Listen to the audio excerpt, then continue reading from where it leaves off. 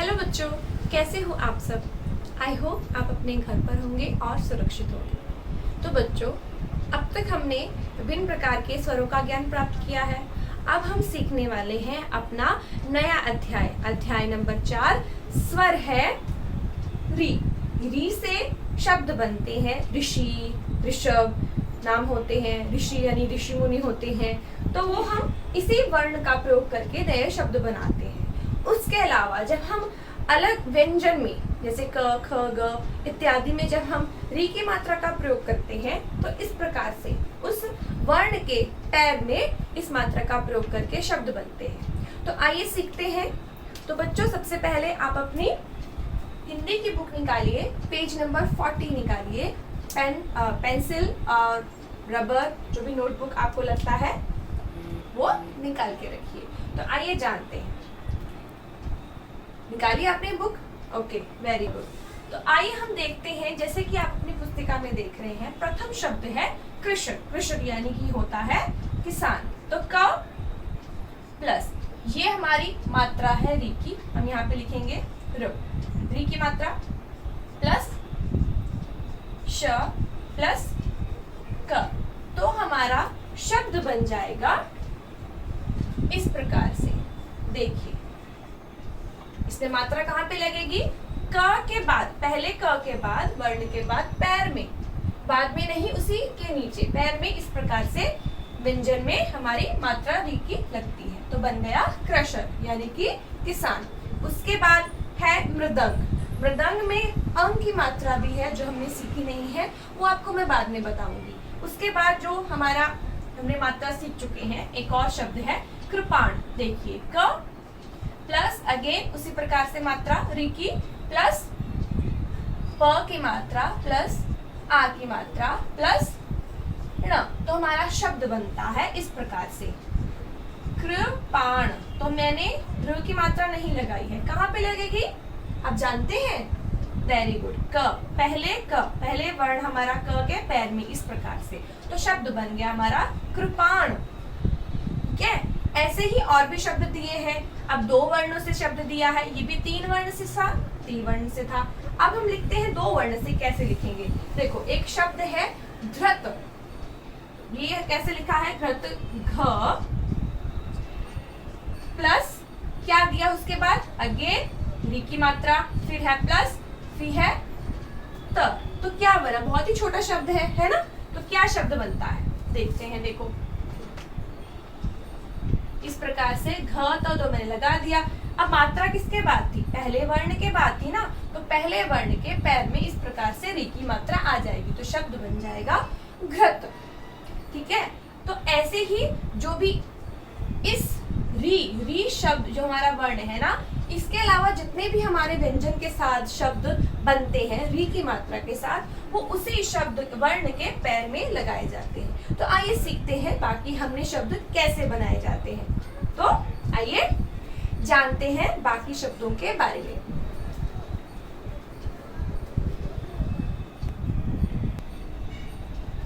तो आइए देखते हैं हमारी पुस्तक में और कौन कौन से शब्दों का निर्माण री स्वर से किया है। देखिए, आप देख रहे हैं, फर्स्ट 2 पिक्चर्स दी गई हैं, ग्रह और वृक्ष। इसमें भी री वर्ण से शब्द का निर्माण नहीं हुआ है। तो किससे निर्माण हुआ है? ग, जो कि व्यंजन है। यहाँ पे भी व, जो कि व्यंजन है। इसी प्रकार से ये जो हमारी मात्रा है री की बताती है, इस प्रकार से मात्रा होती है।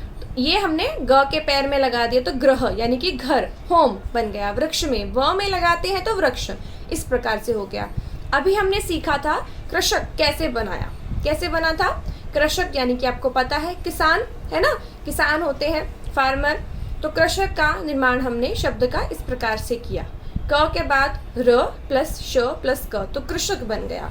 ऐसे ही ये है मृदंग। मृदंग मतलब होता है, देखो आपको ढोलक पता है, तो सिमिलर उसी प्रकार से दिखने वाला इंस्ट्रूमेंट होता है ये, इसको मृदंग बोलते हैं। तो म के बाद प्लस र प्लस द प्लस अंग की मात्रा। ये मैंने क्यों नहीं बताया आपको? क्योंकि हमने अभी तक अंग की मात्रा जो कि बाद में आने वाली है वो नहीं सीखी है। ठीक है, तो वापस से बताती हूँ, म प्लस र प्लस द प्लस अंग की मात्रा प्लस ग, तो मृदंग हो गया इस प्रकार से। इसके बाद हमने बताया था क प्लस र, जो री की मात्रा है ना, क प्लस री की मात्रा प्लस प प्लस आ प्लस न, तो कृपाण हो गया है ना। तो कृपाण क्या होता है, देखिए ये होती है कृपाण, छोटी सी कटार होती है, इसको कृपाण बोलते हैं। इसके बाद आता है घ, घृत। तो हमने किस प्रकार से लिखा, ठीक है, यहाँ पे मात्रा साथ में दी है जो कि रॉन्ग है, मात्रा इस प्रकार से नहीं, अलग दी गई है। तो घ प्लस र की मात्रा प्लस त, तो हमारा शब्द बन गया घृत। घृत मतलब देखो क्या बना है, घी, घी को बोलते हैं घृत। अभी इसके बाद देखिए और भी शब्द हैं हमारे, है ना, आपको भी ये शब्द क्या करने हैं, हर बार की तरह इन शब्दों को पढ़ना है और इनको अपनी हिंदी की नोटबुक में लिखकर प्रैक्टिस करनी है। जैसे कि मैं पहले बोलती हूँ, आपको जितने भी हार्ड वर्ड्स दिए जाते हैं इस कॉलम में, पहले तो पढ़ना होता है 2 से 3 बार, फिर उसको अपनी नोटबुक में लिखना होता है। तो आइए पढ़ते हैं। कृषि मतलब होता है खेती, तो कृषक क्या करते हैं, कृषि करते हैं यानी खेती करते हैं, फार्मर फार्मिंग करते हैं, तो इसको हम कृषि यानी फार्मिंग बोलते हैं। मात्र, देखो यहाँ पे त्र, त के आखिरी वर्ण के बाद है, तो हमने मात्रा त के बाद लगा दी है ना, तो क्या बन गया ये शब्द हमारा बन गया मात्र। इसके बाद है तृण, यहाँ पे पहले के बाद में है तृण, तृण मतलब होता है छोटा सा तिनका। मृदु मतलब होता है मीठा। कृपा मतलब दया। मृग मतलब होता है हिरण। घृणा मतलब नफरत। दृढ़, दृढ़ मतलब होता है मजबूत। अमृत, जैसे आपने सुना होगा अमृत विष, है ना, उसी प्रकार से अमृत। कृपालु मतलब दयावान। पृथक अलग अलग करना, जिसको हम बोलते हैं हृदय। देखो यहाँ पे डिफरेंट है, ह में जब मात्रा लगती है तो उसके नीचे पैर में नहीं होती, बिकॉज ह में मात्रा उस प्रकार से दी ही नहीं जाती है ना। ह कैसे लिखा जाता है, इस प्रकार से लिखा जाता है, तो उसका पैर कहाँ आता है, तो इसलिए उसको सेंटर में इस प्रकार से मात्रा को उसी प्रकार से लिखना है, पर ह के सेंटर में ये ऐसे आधा यू बना देना होता है, तो इसको ह के बीच में लिखते हैं, पैर में नहीं लिखते, ठीक है। तो हृदय। आकृति, कृपण, दृढ़ता। वापिस एक बार पढ़ते हैं, रू नहीं बोलना होता है, री बोलना होता है, ठीक है, ध्यान रखिएगा। कृषि, कृषि नहीं होता, कृषि होता है। कृषि, मात्र, तृण, मृदु, कृपा, मृग, घृणा, दृढ़, अमृत, कृपालु, पृथक, हृदय। इसको ह थोड़ा सा साइलेंट रहता है, तो उसको हम बोलते हैं हृदय। आकृति, कृपण, दृढ़ता। इसी प्रकार से आप पढ़ने की प्रैक्टिस कीजिए, और अगेन याद रखिएगा, रू नहीं होता है, री होता है। तो आइए हम री की मात्रा की कविता को भी पढ़ते हैं। ये बहुत इंटरेस्टिंग कविता है। आओ वाक्य बनाते हैं और पढ़ते हैं। एक हरा भरा वृक्ष था, पास ही एक मृग तृण चर रहा था। देखो आप देख रहे हैं ना पिक्चर में, तो री की मात्रा से वाक्यों का निर्माण किया है, यानी सेंटेंसेस बनाए हैं। एक हरा भरा वृक्ष था, तो वृक्ष में री की मात्रा आई। पास ही एक मृग में मात्रा आई। तृण चर रहा था। मृग मतलब हिरन, तृण मतलब होता है तिनके, तो घास के तिनके चल रहा था। वृक्ष, इधर वृक्ष भी दिया गया है ना। तो नेक्स्ट सेंटेंस देखते हैं।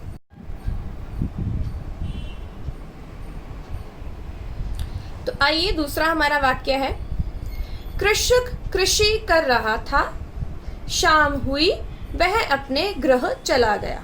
देखो कृषक दिख रहा है ना, फार्मर क्या कर रहा है, कृषि। अभी आपको बताया था कृषक होता है फार्मर, कृषि यानी खेती, तो वो खेती बाड़ी कर रहा है, हल जोत रहा है ना। तो कृषक कृषि कर रहा था, दोनों में री की मात्रा है। शाम हुई वह अपने गृह मतलब घर चला गया।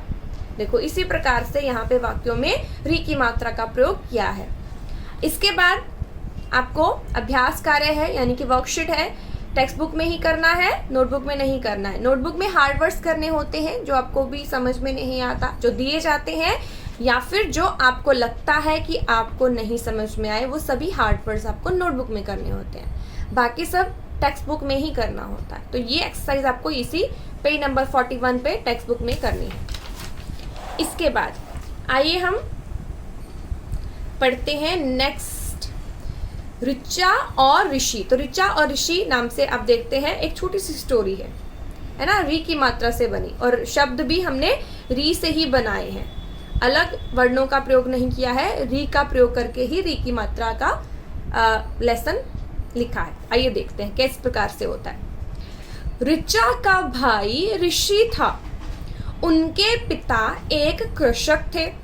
उनका नाम अमृतलाल था। ऋषि बड़ा मृदुल हृदय लड़का था।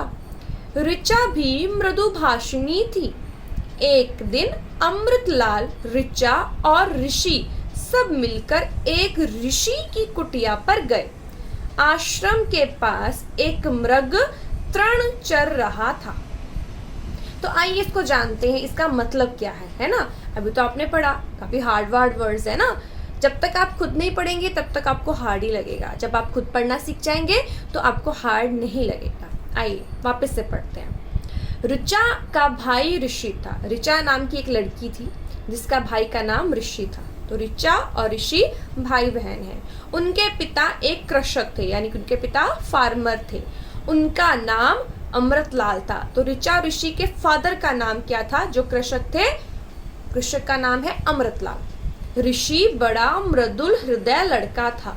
ऋषि यानी कि ऋचा का भाई क्या था, मृदुल, बहुत ही मीठे, हृदय मतलब दिल, तो दिल मीठा तो नहीं होता है, इसका मतलब है जो ऋषि था वो बहुत अच्छा लड़का था। ठीक है। ऋचा भी मृदु भाषिणी थी, यानी कि मीठा भाषिणी होता है बोलने वाली। मृदु मतलब मीठा, भाषिणी मतलब बोलने वाली। तो ऋचा भी बहुत मीठा बोलती थी, यानी कि दोनों ही बहन भाई बहुत ही अच्छे थे।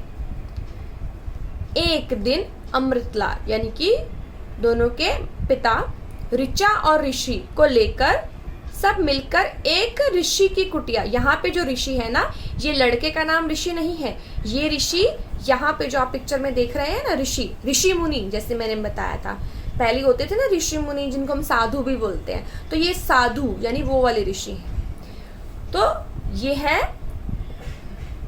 ऋषि जिसका नाम ऋषि है, ये है ऋचा लड़की है, जिसका भाई है, ये उसके पिता हैं अमृतलाल, और ये जो आप देख रहे हैं ऋषि मुनि वाले ऋषि हैं। तो ये तीनों कहाँ पे गए, ऋषि मुनि के पास गए, ऋषि की कुटिया पर गए। कुटिया यानी कि ये देख रहे हैं ना आप, झोपड़ी, छोटी सी कुटिया, तो उसको घर को कुटिया बोल देते हैं, झोपड़ी भी बोलते हैं। आश्रम के पास एक मृग यानी अभी को बताया था हिरण को बोलते हैं। तृण यानी कि घास चर रहा था। आगे पढ़ते हैं, देखिए। उसी समय एक नृप आया। नृप मतलब होता है राजा। उसी समय एक नृप आया, वह उस मृग का शिकार करना चाहता था। ऋषि बहुत कृपालु थे। ऋषि ने राजा को समझाया, इसलिए राजा मृग का शिकार ना कर सका और वापस चला गया। तो यहाँ तक हाफ स्टोरी आपने जानी। आगे क्या बताया है, जब वो ऋषि और उसके पापा ऋषि मुनि के पास, साधु के पास आए ना, तो वहां पर देखा कि एक जो हिरन था वो क्या कर रहा था, देख रहे हैं ना पिक्चर में, फर्स्ट पिक्चर में हिरन क्या कर रहा था, कुछ घास चर रहा है। तभी देखा कि जब वो बातें कर रहे थे आपस में, तो एक राजा, नृप को बोलते हैं राजा, ठीक है। तो यहाँ पे देखिए, उसी समय एक नृप आया, यानी कि एक, ये देख रहे हैं राजा को बोलते हैं नृप आया, यहाँ पे भी री की मात्रा है। वह उस मृग का यानी कि उस हिरन का, जो ऋषि ने पकड़ा हुआ है ना, साधु ने, उसका शिकार करना चाहता था, मतलब मारना चाहता था। पर ऋषि बहुत ही कृपालु थे, मतलब दया वाले थे। उन्होंने गुस्सा नहीं किया, क्रोध नहीं किया।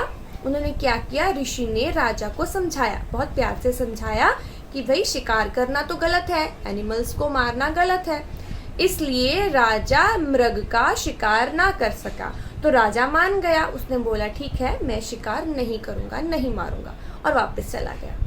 ये हमारी बहुत छोटी सी स्टोरी थी, जिसमें हमने सीखा ऋषि शब्द का प्रयोग। और देखो यहाँ पे वर्ण री का प्रयोग प्रॉपर शब्द में कैसे कर सकते हैं, और उसके अलावा हमने जब कृषक में या फिर अलग शब्दों में अमृतलाल या मृदुल में हमने री का प्रयोग किया, तो वर्णों में हम प्रयोग कैसे कर सकते हैं, है ना। आपको भी इस लेसन को 2 से 3 बार पढ़ना है और हार्ड वर्ड्स अपनी नोटबुक में लिखने हैं, जो भी हार्ड वर्ड्स हैं। अभी हम नेक्स्ट पेज पर देखते हैं, पढ़ें और अंतर समझें। क्या अंतर है देखिए, ग्रह, मृदु, कृषि, तृण, कृपा, नृप, घृणा, वृक्ष, धृत, कृपाण, कृषक, अमृत, कृपालु। तो डिफरेंस क्या है यहाँ पे, आप पढ़ेंगे उस चीज को समझेंगे। जैसा मैंने पहले बोला, रू नहीं होता है, री होता है। तो ऋषि, जैसे मैं बोल रही हूँ ऋषि, उसी प्रकार से उसकी मात्रा को भी री बोला जाता है, रू नहीं बोला जाता। तो वापस से पढ़ते हैं, ग्रह, मृदु, कृषि, तृण, कृपा, नृप, घृणा, वृक्ष, घृत, कृपाण, कृषक, अमृत, कृपालु। इसके मतलब समझ लेते हैं। ग्रह मतलब घर, मृदु मतलब मीठा, कृषि मतलब फार्मिंग, तृण मतलब तिनका, कृपा मतलब दया करना, नृप मतलब राजा, घृणा मतलब गुस्सा यानी क्रोध करना, वृक्ष मतलब पेड़, धृत मतलब घी, कृपाण मतलब जैसे आपको बताया था पीछे पिक्चर थी ना, छोटा सा कटार यानी चाकू, कृषक मतलब फार्मर, अमृत मतलब अमृत, और जैसे विष होता है ना तो उसका ऑपोजिट क्या होता है, अमृत यानी कि पेय पदार्थ। बहुत देवों का पेय पदार्थ होता था, अमृत बोलते हैं, अमृत और विष, इस प्रकार से अमृत। कृपालु मतलब दया करने वाला। अभी यहाँ पे देखिए, तो बच्चों ये हमारा दूसरा प्रश्न है। री के उच्चारण के समय मुंह से री, र में छोटी की मात्रा इस प्रकार से कि आवाज निकलती है।